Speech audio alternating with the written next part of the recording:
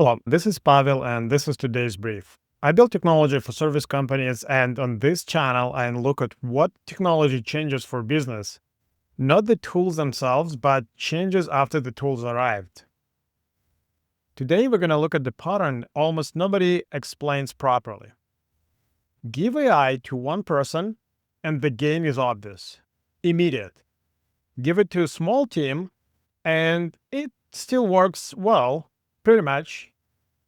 Give it to the large organization, and the benefit becomes strangely hard to find, hard to prove, hard to defend in a budget meeting. The benefit shrinks as the group grows. That's the paradox. Most people treat it as a failure of implementation. I want to argue it is arithmetic, and that is predicted by the business laws written long before anyone had a language model. Let's start with the observation. Look at who is visibly winning with AI right now. One-person agencies, two-person software companies, independent consultants, solo operators running what looks like a whole department out of laptop, with a fleet of agents handling sales, research, and scheduling.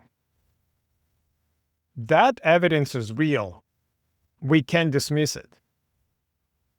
Now the harder question. Where is 200-person company with the same transformation? Where is the mid-sized business that can show you before and after at the company level, not in the task level? They exist for sure. The examples are popping up on the news every day, but they are rare, they are quieter, and the results are far more modest. Here's the contrarian read, and it is the heart of it. The one-person company crowd is not evidence that AI scales. Their success is the clearest evidence that it doesn't. They are winning because they remove the things that eats the gain. Every task in a business has two costs: the cost of doing the work and the cost of coordinating the work, the handoffs, the status update, the approval, the meeting where 4 people agree on what one person can do. The most of business history, the work was the expensive part, and the coordination was the rounding error. So we build organizations that spend coordinations with no restrictions. Now, AI collapsed the cost of work, and it did almost nothing to cost of coordination. The ratio flipped, and coordination is the part your AI tool never touches. There's an old project management joke. If 2 people take 2 days to do the job, how long does it take 4 people? You guessed it, 4 days.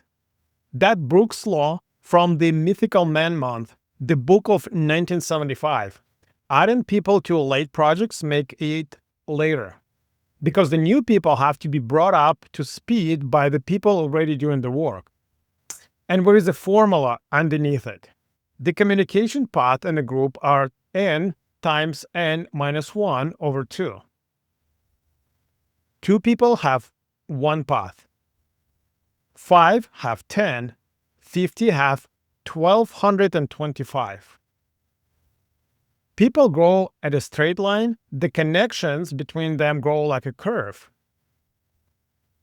AI makes each person faster. It doesn't reduce the connections. It speeds up the nodes and leaves the edges exactly where they were. So the solo operator captures 100% of the gain because nothing stands between the improvement and the result. Everyone else pays the tax that gets steeper with every person you add. Now, the deeper law, and this one has a Nobel Prize. In 1937, Ronald Coase asked a question that sounded almost childish. Why do companies exist?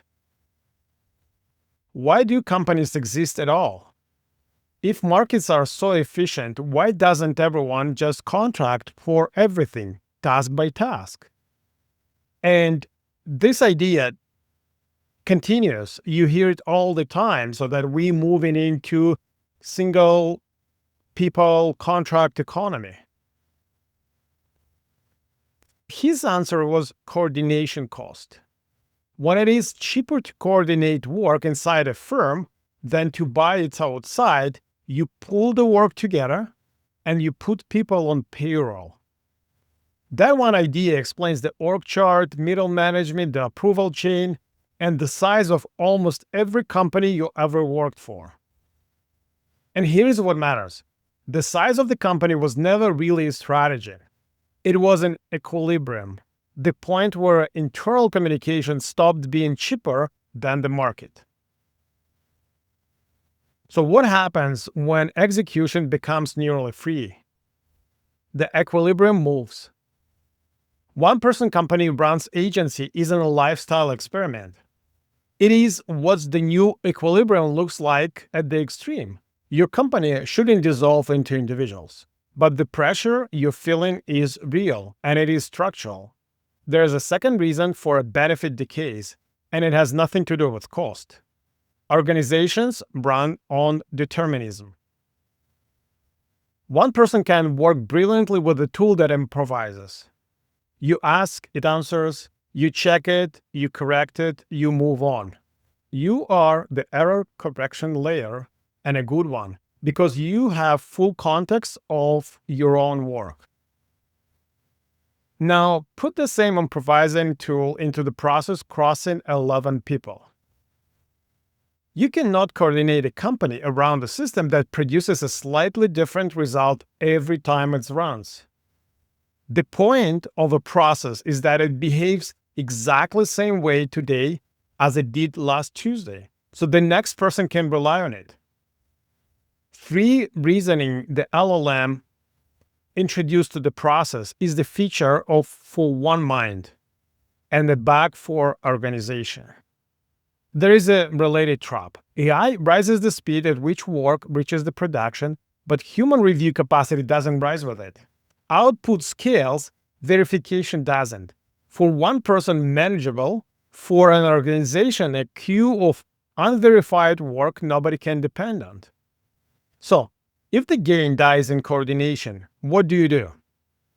The obvious answer is to automate the coordination. Put the machine in charge of the handoffs. And I don't think it's right. Automating a handoff keeps the handoff. You only made the tax cheaper to pay. The better question is where the coordination is no longer needed at all.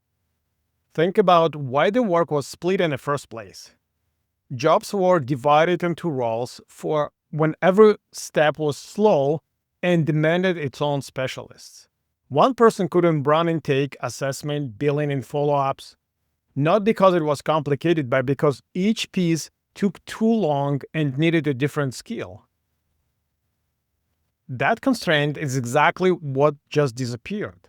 When AI raises what a single person can competently cover, the reason for the split goes with it.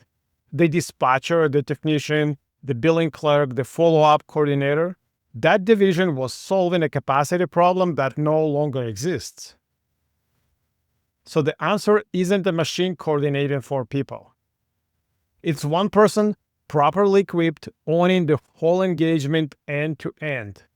That is consolidation. And it is the real lesson from the solo operators. They aren't winning because they are alone. They are winning because their work is whole. You can have that inside a company. Not by becoming a one-person business, but by rebuilding the job so one person can carry the complete piece of work from beginning to end. So take one workflow and count every handoff. For each one, ask, does this exist because of the limit technology just removed? Where the answer is yes, don't automate it, delete it. So the paradox resolves. AI works best for one person because one person has no coordination cost. The benefit shrinks with the group size because coordination grows faster than group does, and because organizations need a determinism that improvisation can give them. Which means the selling of your AI results was never set by the model. It was set by the shape of your organization. And that's the good news. The way you divide work is something you own and something you can put back together. That tool is never the point. What changes is. And I'll see you next time.